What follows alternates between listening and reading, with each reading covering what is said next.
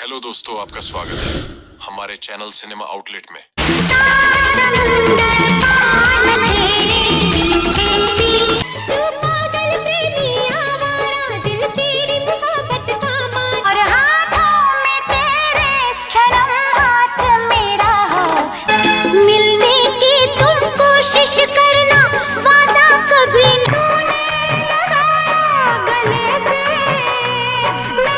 एक ऐसी अदाकारा जिसे भुलाने से भी भुलाया नहीं जा सकता, वो है दिव्या भारती।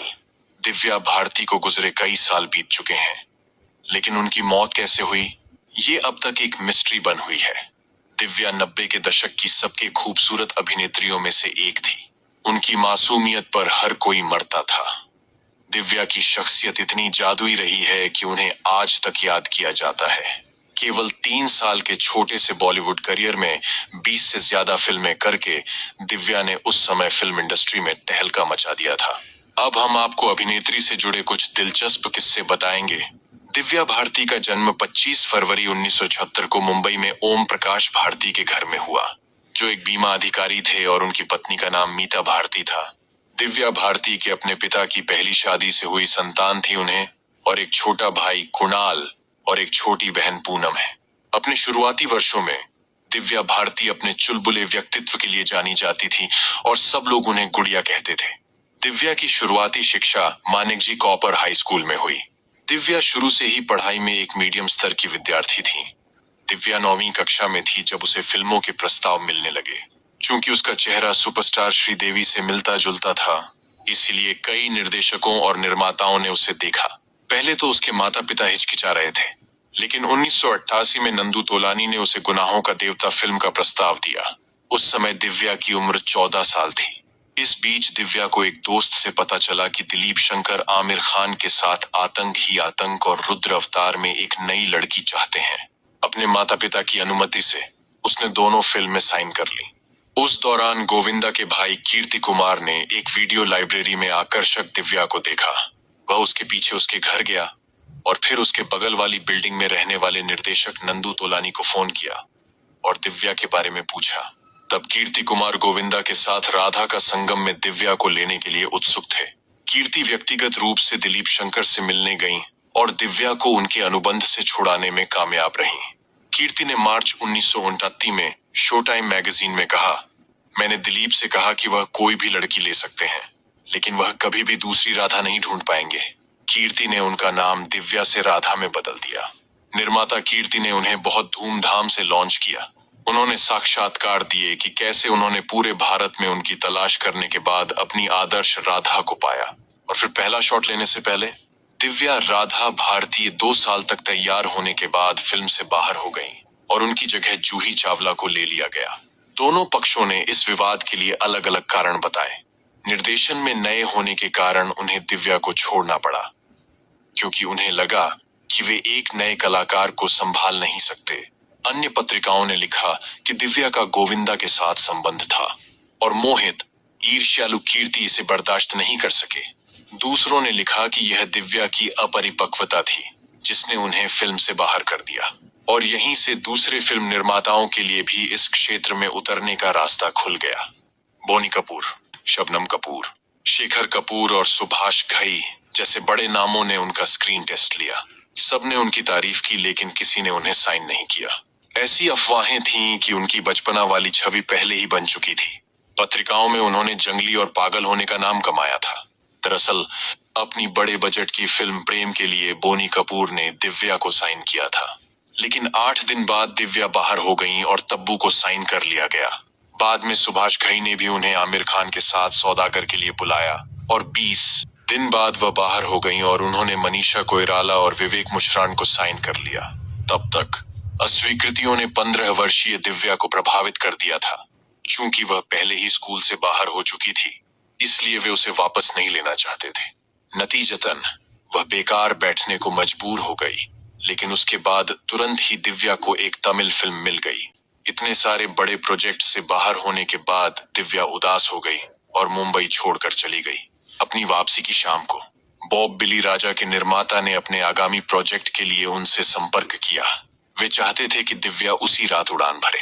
जैसा कि दिव्या ने नवंबर 1991 की मूवी पत्रिका में उद्धृत किया। मैं नहीं जाना चाहती थी।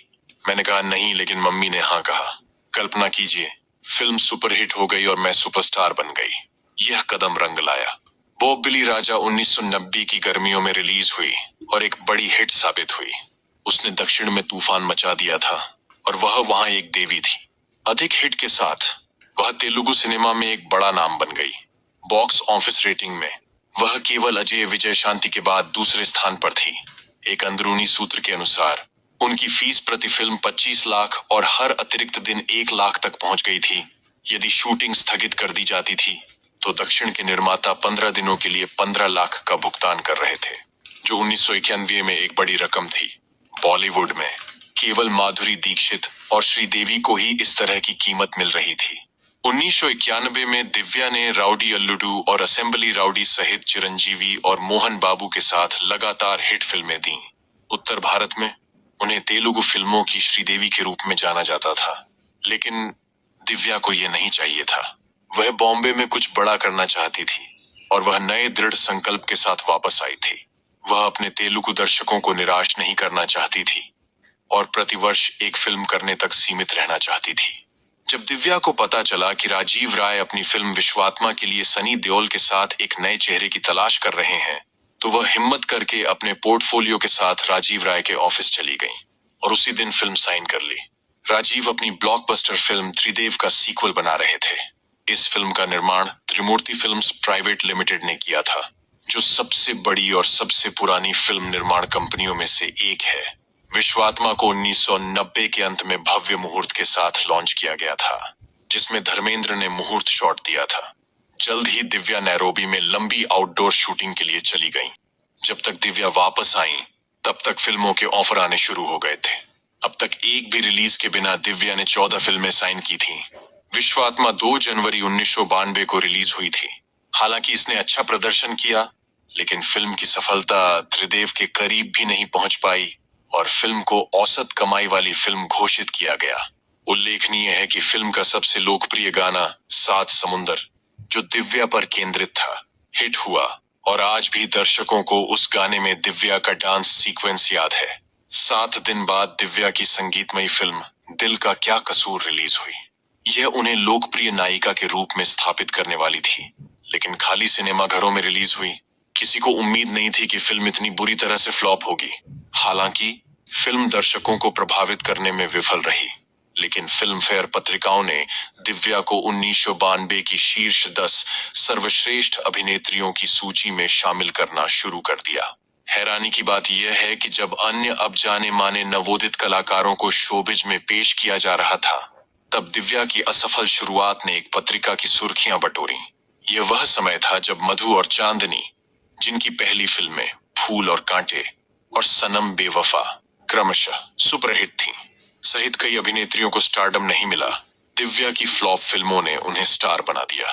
दिव्या ने खुद का बचाव करते हुए कहा, मैं खुद को साबित करना चाहती थी, लेकिन मैं पूरी तरह से असफल रही। अब मुझे अपनी चढ़ाई फिर से शुरू करनी होगी। फिर भी मुझे यकीन है कि एक दिन सफलता मेरी होगी। और इस तरह दिव्या भी कुछ समय के लिए होनहार नए कलाकारों की श्रेणी से बाहर हो गईं।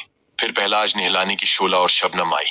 यह फिल्म बॉक्स ऑफिस पर हिट रही और दिव्या फिर से बुलंदियों पर पहुंच गई। इस फिल्म ने न केवल दिव्या को एक नेक किरदार में पेश किया, बल्कि डेविड धवन को एक स्थापित निर्देशक के रूप में लॉन्च करने के अलावा गोविंदा के करियर को भी बढ़ावा दिया। 4 महीने बाद राज कंवर की प्रेम कहानी दीवाना 1992 की सबसे बड़ी हिट बन गई, जहां उन्होंने अनुभवी आर्शी कपूर और नवोदित शाहरुख खान के खिलाफ अपनी पकड़ बनाई। दीवाना की सुपर सफलता के साथ दिव्या ने अपने होनहार नवागंतुक की स्थिति से छुटकारा पा लिया और ए लिस्ट में प्रवेश किया। दीवाना में उनके अभिनय की काफी सराहना हुई। उस समय के आसपास दिव्या की अन्य फिल्में बलवान, जिसमें एक और नवोदित सुनील शेट्टी थे, और जान से प्यारा, जिसमें गोविंदा थे, रिलीज हुई और बॉक्स ऑफिस पर अच्छा प्रदर्शन किया। वर्ष के अंत तक हेमा मालिनी की दिल आशना है रिलीज हुई, जिसमें दिव्या ने एक बार डांसर की भूमिका निभाई, जो अपनी मां की खोज करती है। हालांकि फिल्म बॉक्स ऑफिस पर असफल रही, लेकिन फिल्म में उनके अभिनय को आलोचकों द्वारा काफी सराहा गया। अचानक बड़ी हिट फिल्मों के साथ दिव्या शोबिज की सबसे हॉट प्रॉपर्टी बन गई थी और कई लोगों ने भविष्यवाणी की थी कि वह जल्द ही नंबर 1 स्लॉट पर पहुंचने के लिए तैयार है। सितंबर में मूवी, स्टारडस्ट और फिल्म फेयर जैसी पत्रिकाओं ने उन्हें माधुरी दीक्षित और श्रीदेवी के ठीक बाद कीमत, लोकप्रियता और स्थिति के आधार पर अभिनेत्रियों की सूची में तीसरे स्थान पर रखा। एक बार शूटिंग के समय दिव्या की मुलाकात साजिद नाडियाडवाला से 1990 में फिल्म सिटी में हुई थी, जब साजिद अपने दोस्त गोविंदा से मिलने शोला और शबनम के सेट पर आए थे। गोविंदा ने ही साजिद को दिव्या से मिलवाया था। जल्द ही सेट पर हर रोज साजिद को देखना यूनिट की दिनचर्या बन गई। जैसा कि साजिद ने मूवी जून 1993 के अंक में कहा था, 15 जनवरी 1992 के आसपास दिव्या ने मुझसे कहा कि वह शादी करना चाहती है। अगले ही दिन वह तनाव में थी क्योंकि उसका नाम सभी हीरो के साथ जोड़ा जा रहा था। वह शादी करके इन सभी विवादों को खत्म करना चाहती थी। लोग मुझसे उम्मीद करते हैं कि मैं हर किसी के साथ रिश्ता रखूं, वह शिकायत करती। 20 मई 1992 को दिव्या ने अपनी हेयर ड्रेसर संध्या, हेयर ड्रेसर के पति और साजिद के वर्सोवा निवास तुलसी अपार्टमेंट में काजी की मौजूदगी में साजिद से शादी कर ली। उसने इस्लाम धर्म अपना लिया और अपना नाम सना रख लिया। जैसा कि साजिद कहते हैं, हमने शादी को गुप्त रखा क्योंकि उसका करियर दांव पर था। उसके निर्माता घबरा जाते। पीछे मुड़कर देखता हूं तो लगता है कि काश हमने सच बताया होता।